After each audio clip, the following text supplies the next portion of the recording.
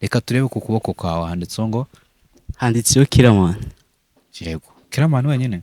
Kiramani Shemusa. Yego reka turebe nawe. Kiramani rino zina ryiwe, impamvu tutigeze twiyandikaho Kiramani gusa, twiyanditseho na Shemusa. Umuntu ashobora kugutakira akakubwira ngo ngarashonje kubera yuko weho wenda uzi neza ko ushobora kuba winjije bya bitanu ku munsi. Nimba hari ikintu ubona wamufasha, uzamufashe pe. Muri sinema hari umuntu dukunda cyane nyine ari we Kiramani. Twaje kwemerera kumucumbikira. Ye twamucumbikiye ariko twe ntabwo twari tubizi. Ntabwo twari tubizi kuko iyo tuza kubimenya ntabwo twari gutuma baza aho ngaho twe kumubwira ati komeza ugende. Twaragiye tugarutse dusanga inzu irera. Bya bikoresho twakoreshaga amasambusa batwaye, nta kintu n'uburiri byose babijyanye, nta kintu na kimwe badusigiye. Turigunga tukacika intege ariko nyine Slim Jesus. Yes, reka nongere mbahereze ikaze bakunzi bacu. Igare rirapfuye. Akira umwana akira igare ryawe. Reka mbahereze ikaze bakunzi bacu mwe mudahwema kudukurikirana uko bwije nuko bukiye. Hano turi mu murenge, turaho bita mu Mageragere, na ahantu kure cyane. Twakoze urugendo rutari rworoshye, aho tuje kureba abana. N'abana bigeze kugaragara kuri social media, mwarababonye mu minsi yashize.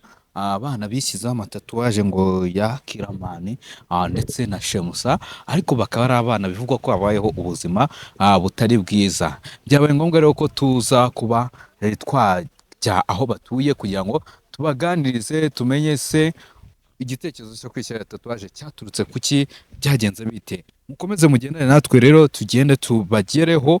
Cameraman ndakeka ari bugende abereka ukuntu ibintu bimeze. Mukomeze mugendane natwe.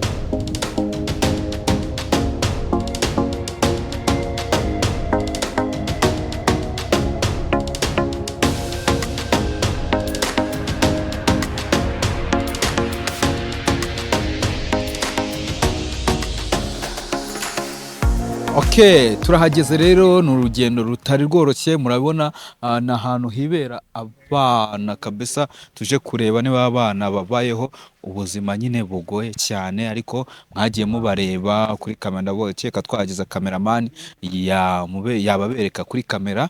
N'abana bakiri bato cyane tuje kuganira nabo, cyane cyane turaganira ibintu byinshi bigiye bitandukanye bijyanye n'ubuzima bwabo, ukuntu babayeho ndetse n'intandaro yo kwishyira tatuwaje n'ibiki. Murabona ahantu bibera, banza berekane inzu babamo, inzu bibera yerekane bayirebe. Yes, reka dukomeze. Babana twabagezeho, murabona n'abana bakiri bato, ariko ndagira ngo babanze batwereke ku maboko yabo. Bombi bafite tatuwaje. Reka turebe ku kuboko kwawe handitseho ngo handitseho Kiramani. Yego Kiramani wenyine. Kiramani Shemusa. Yego reka turebe nawe. Mikrofone igomba kuba hanga handitseho Kiramani Shemusa family. Kiramani Shemusa family. Yeah. Kuki mwiyanditseho gutyo rero? Haza icyo kintu duheraho. Kwiyandikaho kunguko, kwiyandikaho Kiramani nuko tumukunda. Reka twihere mugenzi wawe dufashe gusobanura kumva utari kuvugana swaga. Kiramani rero impamvu twahisemo kumwiyandikaho n'urukundo tumukunda. Kiramani turamukunda kuri rwa rwego rwo kubishyira mu maraso yacu. Impamvu ya mbere na mbere, Kiramani rino zina ryiwe, iyo mbyutse mu gitondo nakubitaho amaso ku kaboko kanjye Kiramani Shemusa nkabisoma, bitabinyibutsa gahunda y'umunsi. Muri make mbifata nk'urwibutso runyibutsa urugendo ndimo. Kuko iyo nibutse iri zina natekereza n'urugendo ndimo, riramfasha cyane.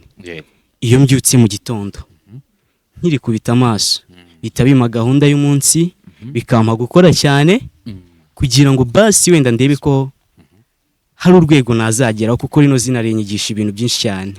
Kiramani turamuzi, ni umuntu waciye mu buzima butoroshye, ubuzima bwo guhasoringa nyine tu. Hari byinshi yagiye yihanganira. Kiramani gusa. Impamvu tutigeze twiyandikaho Kiramani gusa, twiyanditseho na Shemusa, ni uburyo ki Kiramani hari ibintu byinshi yagiye asezeranya Shemusa yabashije kuba yarashyize mu bikorwa, cyane cyane nk'isezerano. Buriya iyo usezeranyije ikintu umuntu warangiza ukazakimukorera, icyo ari cyo cyose uko cyaba kimeze kose, niyo yaba ari amagambo wamubwiye ariko ukazayasohoza ukayashyira mu bikorwa, buriya hari byinshi bigenda bifasha umuntu muri kumwe mu buzima. Arushaho kukwizera, birushaho no kugenda bigaragariza abandi bantu uburyo bakagiye bitwara mu buzima, kuko buriya nyine umugabo yishyura icyo yasezeranye, ntabwo yishyura icyo yariye. Buriya isezerano Kiramani, amasezerano Kiramani yagiye aha Shemusa akabasha kuba yayashyira mu bikorwa, si kubwo wenda hari izindi mpamvu, ni uko yayamusezeranyije kandi biri ku mutima, akagira akabishyira mu bikorwa n'imbaraga nyinshi abifashijwemo kandi n'Imana. Ndabizi neza yuko urugendo uko rwaba rumeze kose, iyo udacitse intege kandi ugakomeza ugashikama ku cyo wasezeranyije umutima wawe, bigeraho ukabigeraho. Impamvu nyinshi turi ahangaha nanone zitandukanye, ni ubuzima nyine bitoroshye. Twiganirire rero abana mwe rero, urabona ahantu nabasanze ntabwo ari ahantu heza, ndi kubona n'ibintu biri imbere yanyu birimo birazamo utuntu tw'iki twa dusimba tuba turi kuzamuka bita amasazi. Ni amasazi. Bigaragara ko nyine ntabwo mubaye ubuzima bwiza. None ko mutabayeho ubuzima bwiza kugira ngo mwishyure tatuwaje, nta muntu wishyura tatuwaje udafite amafaranga. Uburyo bwo kwishyiraho tatuwaje, reka mbugusobanurire. Yego. Twigeze kujya i Kigali, Yego. twari tugiye mu buzima. Mikrofone uyitungaho gutya neza nibyo kugira ngo ijwi rize rikomeye nkuko ubibona. Yego. Twari tugiye mu buzima bwo gushakisha ngo turebe ko hari ahantu twazagera. Yego. Turagenda tugeze i Kigali bwa mbere na mbere. Twaragiye turara hanze iminsi ibiri, twari turi ba bantu nyine bavuye hano n'ubundi ducitse. Turagenda tugeze i Kigali, biba ngombwa yuko nyine twisanga ahantu tutakekaga. Ku munsi wa mbere na mbere twaragiye nijoro, imvura iragwa. Imvura imajije kugwa, twateze ibitugu nyine, ni hahandi udashobora no kubona wabona urubaraza rw'inzu wakugamaho. Reka mazu yaho nyine murabizi abakorotiriye, kandi ibipangu byaho nta hantu wabona wakikinga imvura. Twaragiye ku munsi wa mbere n'ibikapu byacu, hari imyenda mikeya twari dufite, harimo n'udushuka nyine twari tuvanye hano mu cyaro. Tugezeyo bya bintu byose twari twiteze ko twakifubika byose byanyagiwe, biratoha pe. Gusa ntabwo twigeze twicuza impamvu twavuye mu rugo, twavuze ati nta kundi nyine, nta kundi, ntabwo twasubira inyuma, reka dukomeze tugende. Sibyo, twaragiye turara amajoro 2 turara hanze. Ku ijoro rya mbere twaraye tunyagirwa, urya kabiri dutangira kuvuga duti ko hari udufaranga dukeya twari twajyanye, turavuga nta kuntu twashaka inzu yo kubamo. Yego. Turagenda tugera ku nzu ya mbere, batubwiye ati inzu ni 60,000. 60,000 by'amanyarwanda ku nzu yo kubamo. Tuvuga ati inzu z'iwacu twebwe batanga umubyizi wo guhinga mu cyumweru, ukayibamo ukwezi kose 60,000. Ubwo se ayo mafaranga birashoboka ko umuntu yaba yayakorera akayaha umuntu? Ahubwo se wayakorera kuki ku kwezi? Ntabwo byari byoroshye. Twarababwiye ati dufite 5,000. 5,000 uzi kuntu badusubije? Batubwiye ati mwebwe ikigaragara cyo mwaje mutazi yo mugiye. Mwari muri Kigaragana. Twari turi Kicukiro ahantu bita Niboye. Niboye ni ahantu mu bakire. Twirukanka noneho kugira ngo muze kwisanga mwisize ayo matatuwaje. Ese undi mwari babiri? Twari turi babiri. Ayo matatuwaje kugira ngo muze kwishyiraho byaturutse kuki mwayishyiriyeho he? Nibyo narindimo ndakubwira, bwa buzima twashatse buryo ki tubuvamo nk'abantu nyine bari bafite ikintu bashaka kugeraho. Twacunguza uburyo umwete, tubona inzu yo kubamo, turatangiye udufaranga twari dufite turashira. dushize ntabwo twari tuzi uburyo cy'umuntu ashobora kuba yabona andi mafaranga mu mujyi wa Kigali. yego Twakoze iki rero, bwarakeye mu gitondo buri wese afata iya mbere, tukajya duhura turi gukatakata twese. Uti nta mpinduka wigeze ubona uyu munsi, basi wenda ngo nta hantu twabona akazi.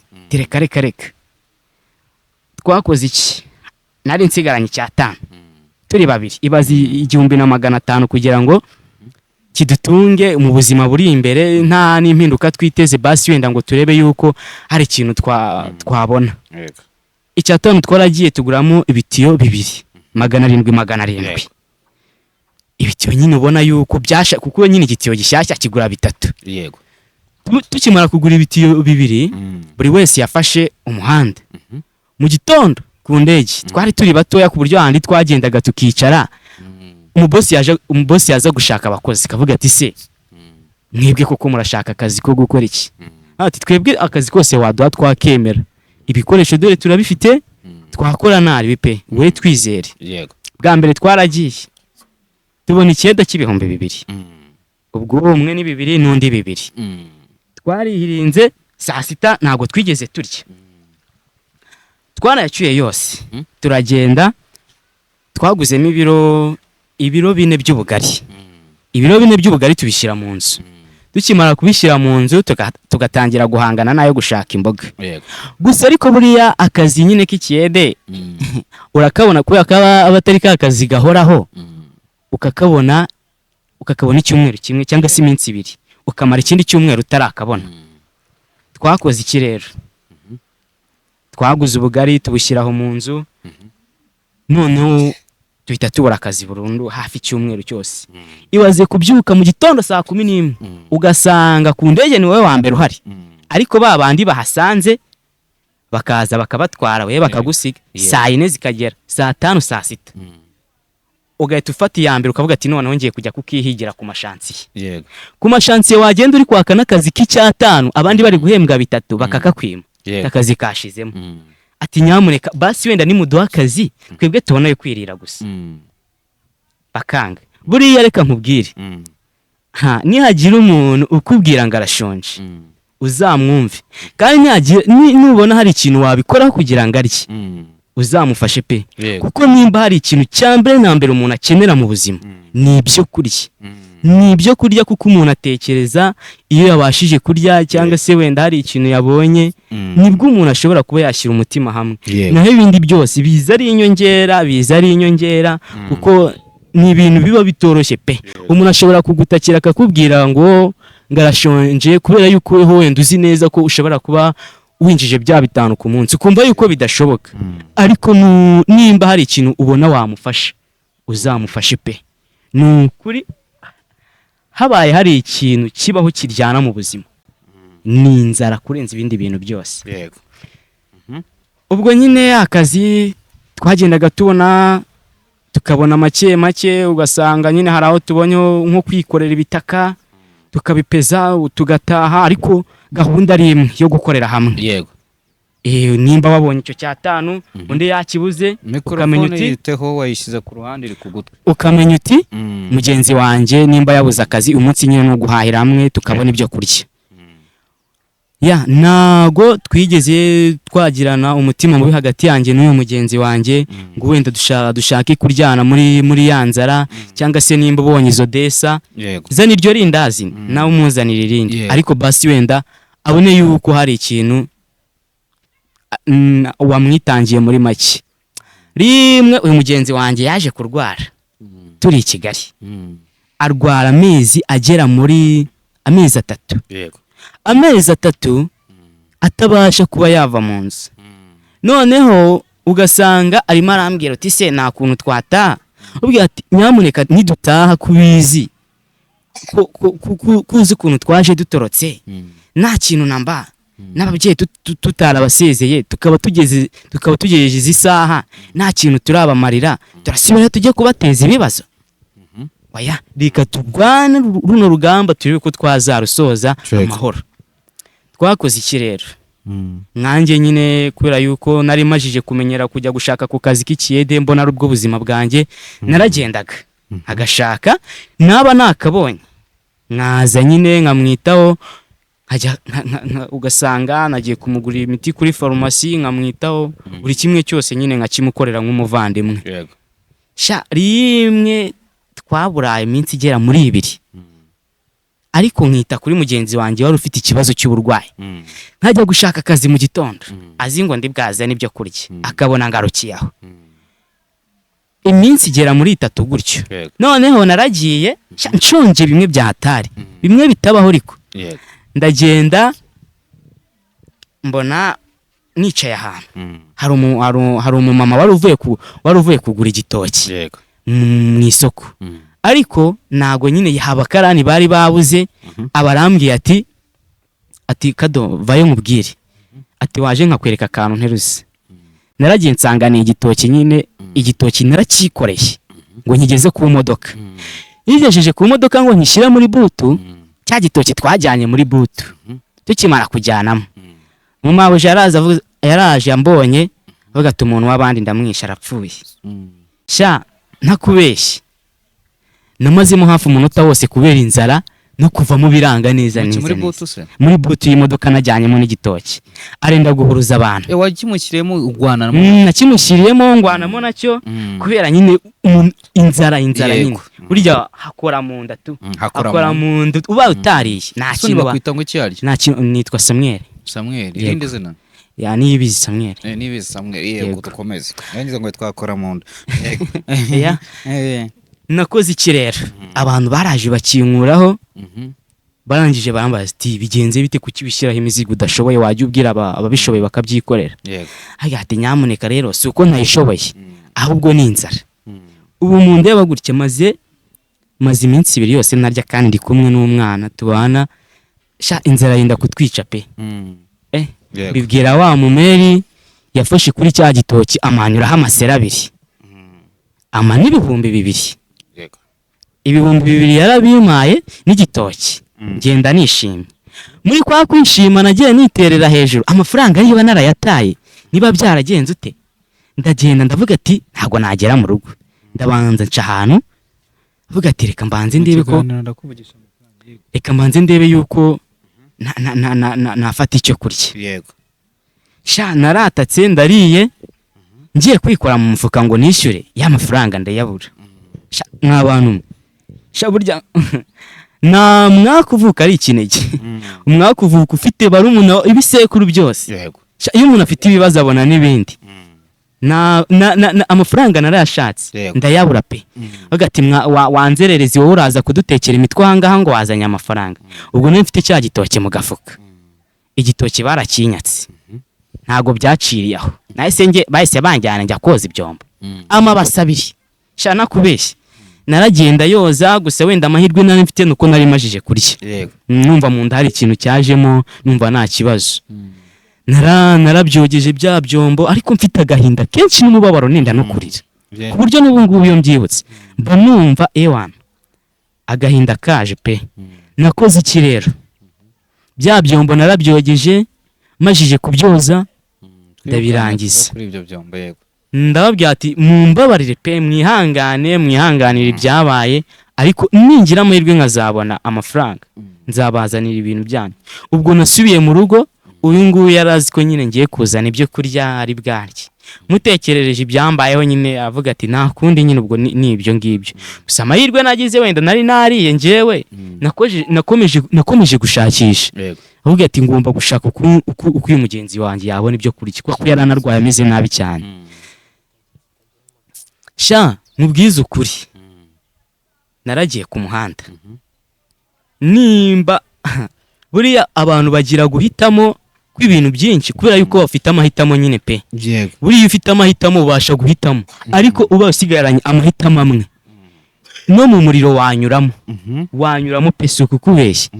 nakoze iki naragiye ku muhanda nagezeyo ngira umucuruzi wari uhari ndavuga ngiye kukubwira ibyo kurya ningira amahirwe nzabona akazi nzakwishura. naratinyutse ndagenda ndamwegera mubwira ibyambayeho byose ame byo kurya ndagenda ndatetse gusa nyine nkimara guteka uyu nguyu inzara yari afite nyine n'uburwayi yego byo kuvuga ngo wenda ngo ibiryo ngo birarindira bishye reka reka reka haryoha inzara buriya washonje nibwo wakumva ukuntu ibiryo byose ari ibiryo yahise nagiye hanze nsanga ibiryo yabiteruriye harimo ararya ndavuga ati cyakoze yarariye amayije kurya mbona agatege karagarutse ku bw'amahirwe nyine agenda yoroherwa noneho turatangira tubona akazi. mwabonye akahe kazi? Ni kandi k'ikiyede, twabonye akazi k'ikiyede ahantu dukora ukwezi kose baduhemba bibiri tutarya saa sita, ari ukugenda tukarira rimwe nimugoroba. Ubundi twagize gutya kubera nyine urukundo twari dufite nyine muri sinema, hari umuntu dukunda cyane nyine ariwe Kiramani. Twaragiye twishirishaho tituwaje, tumaje kuzishyirishaho turavuga duti wenda ubuzima butangiye gukunda, twajya tubona hari umuntu ufite izino nyingi za kamera tukamubona azifite mu nzira, tukavuga ati uriya muntu hari ikintu yadufasha, reka tugende tumwegere tumubaze. Noneho akatubwira ngo tingiye kubafasha, timuzana amafaranga. Ugasanga twadufaranga tumaze ukwezi kose dukorera turatumuhaye, wa muntu tukazategereza aduga ati ni mume nimero zanyu mwebwe nzabahuza na ba Kiramani. Na telefone ntaki, tukamubwira tuzaduhamagare kuri iyi nimero, tugategereza tugaheba. Bidutera no gufata imyanzuro nyine ikakaye ishobora no gushyira ubuzima bwacu mu kaga. Iyo tatuwaje mwayishyireho mwatanze angahe kugira ngo babashyireho? Ya tatuwaje twatanze ibihumbi bitatu. Tatuwaje nta mafaranga bayishyiraho ra? Ya ni umuntu nyine twaragiye turamwegera turamubwira, anyi navuga ati ntari binimuze kuko nyine natwe yaratubonaga ko nta mafaranga dufite, avuga ati ndabafasha nyine tu. Uko yarasanzwe anatuza tubona gutyo tugenda. Tatuwaje twayishyizeho, tumaje kuyishyiraho, nari narakubwira ukuntu nyine twagiye dufata iyo myanzuro ishobora no kuba yashyira ubuzima bwacu mu kaga. Hamwe nyine twabonaga abo bantu tukabasaba ubufasha, ariko neza ukabona nta kintu bibabwiye. Hagati se nuko bino bintu tutabishobora, nuko bino bintu hari ubundi bumenyi tutarabigiramo, cyangwa twabonye undi muntu wa kabiri nawe tumubaza ukuntu twabigenza. Noneho batwaka amafaranga 20,000 tindahita mbagezeyo muza kugira ngo wenda muze kuva mwava i Kigali mugaruke nahabyo byagenze bite? Ya kugira ngo dusubire mu cyaro rero, dore twacumbikiye umuntu, twari twarabonye udufaranga two kuba twatangira kwikorera. Twari tuzi gukora udusambusa tw'ibirayi, ibyo biti biraha, nta muntu utabizi. Noneho twaje kubona umutipe w'inshuti yacu yaraje nyine gutyo, ariko twari dusanzwe tumubona, ariko tutazi ngo ni umuntu uteye gutya, ese yakora iki, ariko dusanzwe duhura.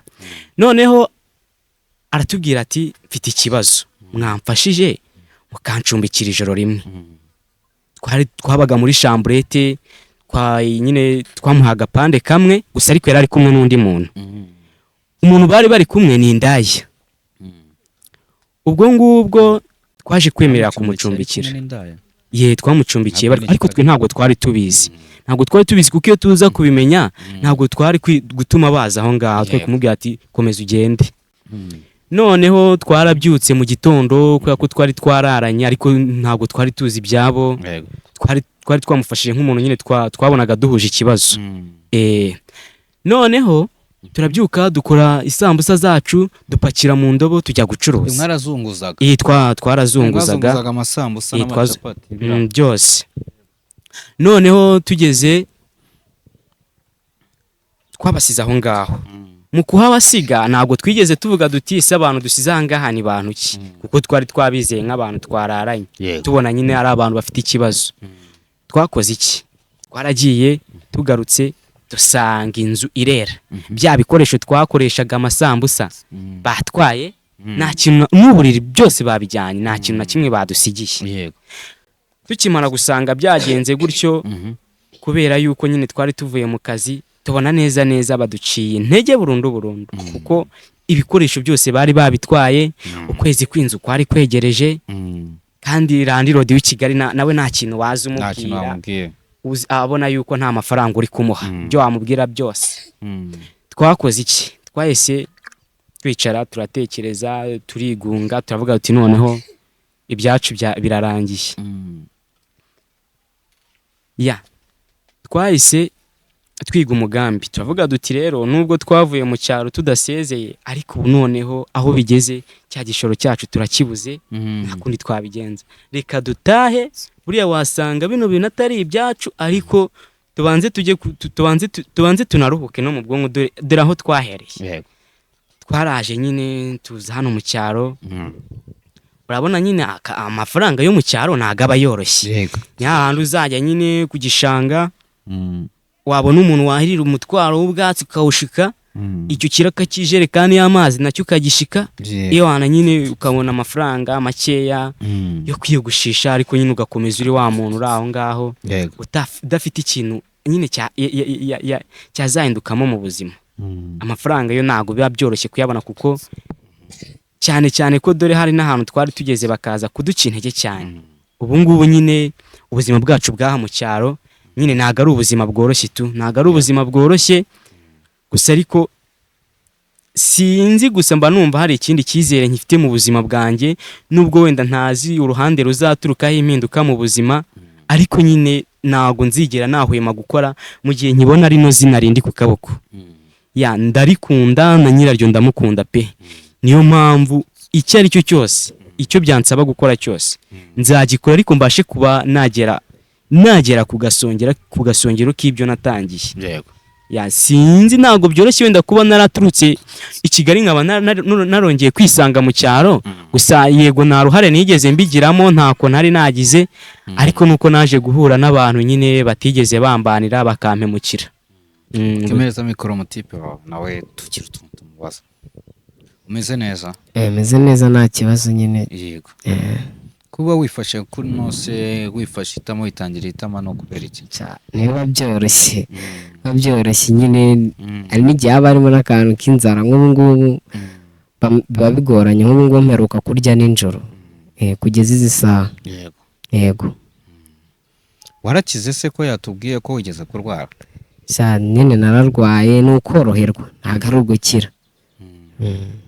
Ni ukoroherwa. Kurwara iki se? Kenshi nkunda kurwara malariya, ariko nyine n'ukuntu nk'ubu nari natangiye kumenyera ubuzima bwa Kigali, noneho kugera ahangaha byo bita bimbana ikibazo byatari. Yenda aho Kigali wabonaga ko ari ukuntu natangiye gutora akabaraga narakize, ariko ubu ngubu ahangaha ndiho byaranze kabisa.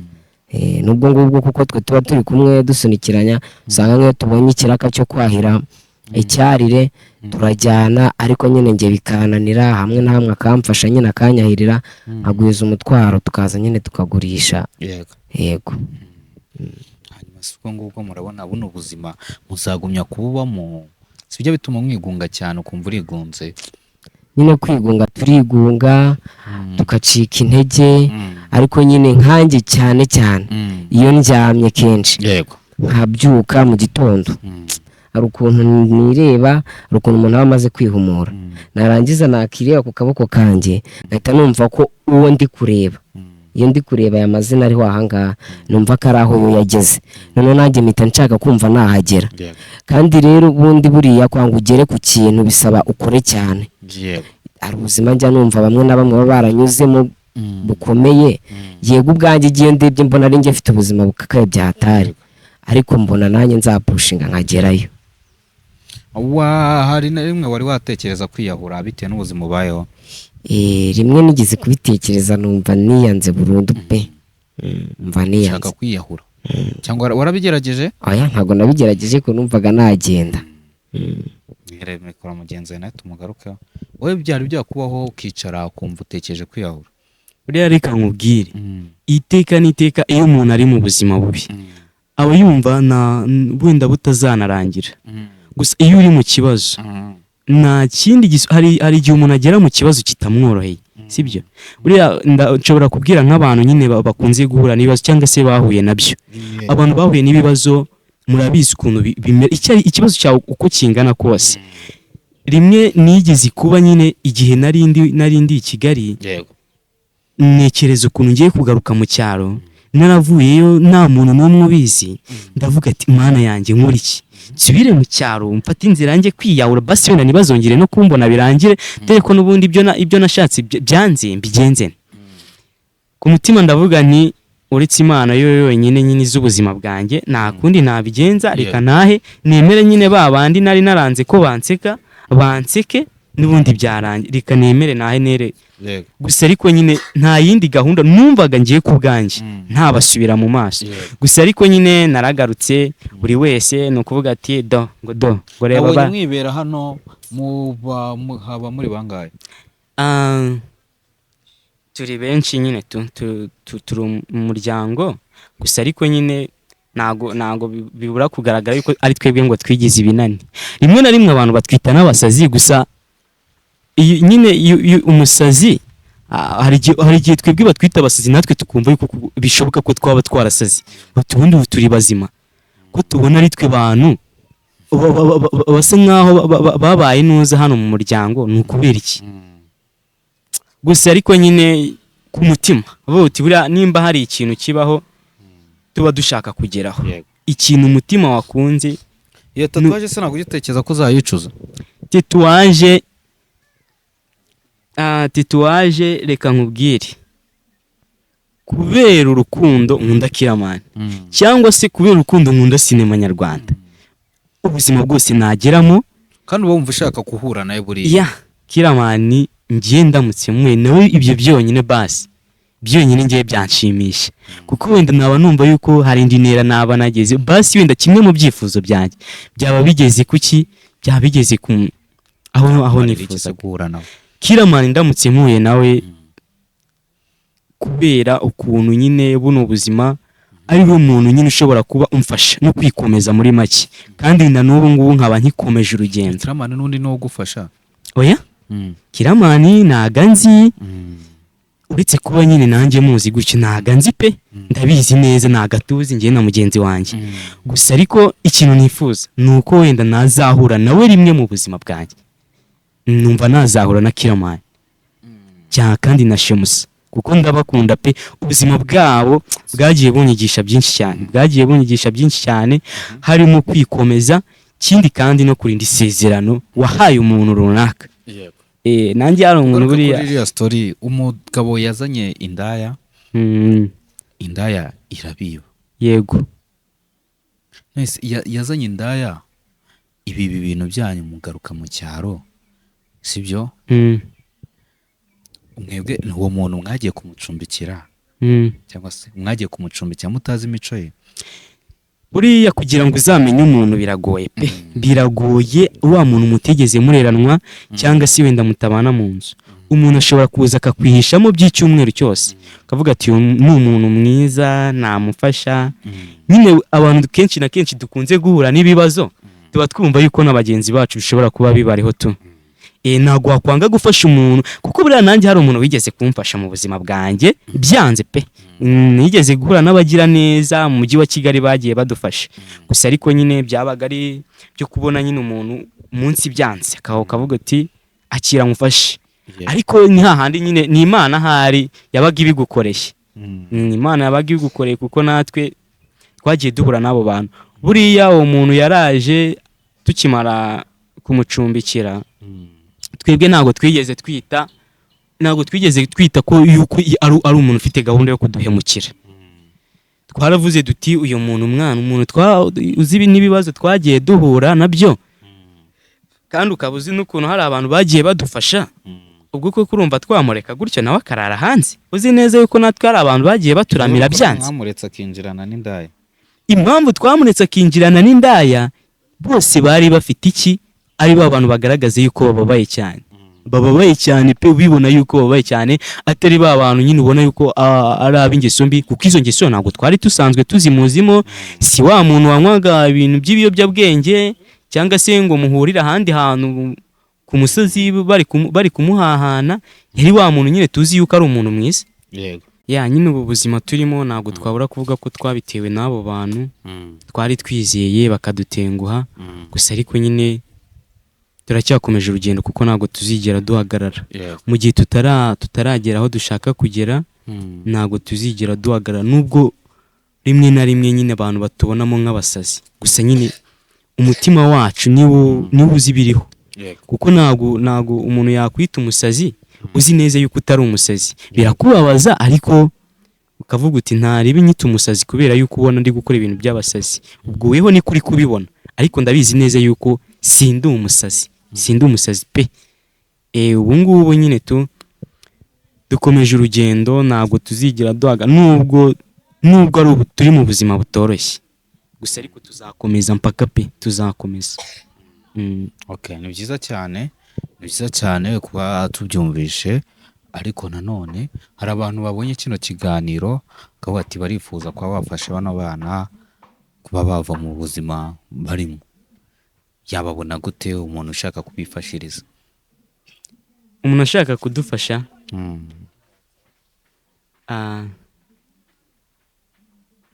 dufite nimero yacu ya WhatsApp ushaka kudufasha wayidusangaho ariko sa erekana akaboko turebe ukuntu even nawe ese ni muri mwebwe nawe washutse undi uri kubabona neza turi kuzibona neza muri mwebwe nawe washutse undi tutabeshye urabona ibi ni ibintu twari dufite kuko tujya kwishyiraho tatuwaje ntago ari bwo bwa mbere ntago ari bwo twari tugize kino gitekerezo kuko kino gitekerezo cyo gukunda sinema nyarwanda nicyo kintu twavanye iwacu mu cyaro twageze i Kigali nyine turavuga duti kubera ukuntu twakunze Kiramani nyine ku buzima bwiwe ya twifuje nyine kuba twakwishyiraho tatuwaje za Kiramani nabibwiye mugenzi wanjye arabyumva pe yumva yuko kubera ukuntu twamukundaga turavuga uti uyu mugabo uko byagenda rwose azajya adufasha mu buzima bwacu ntabwo kandi koko biranadufasha pe kuko iyo mbyutse mu gitondo natera amaso hano ku kaboko kanjye mwayivuze nimwereza yivuga nta kibazo nimero wadusangaho aho ariho hose ni 0794 44 19 5 0794 44 19 yego kamasazi mwaye kwamwica hano dusaze tutari kuzamuka hano se kari kwa bameze se niko babimeze cyane ko nk'ubu ngubu ari ahantu twari twavuye gukora ikiraka cyo gukundurira ingurube urumva nyine nta kibazo reka dusoze reka mbashimire mwakoze cyane buriya naho ubutaha reka turebe ko hari icyo bizatanga siyo yego murakoze yego namwe Slim Jesus.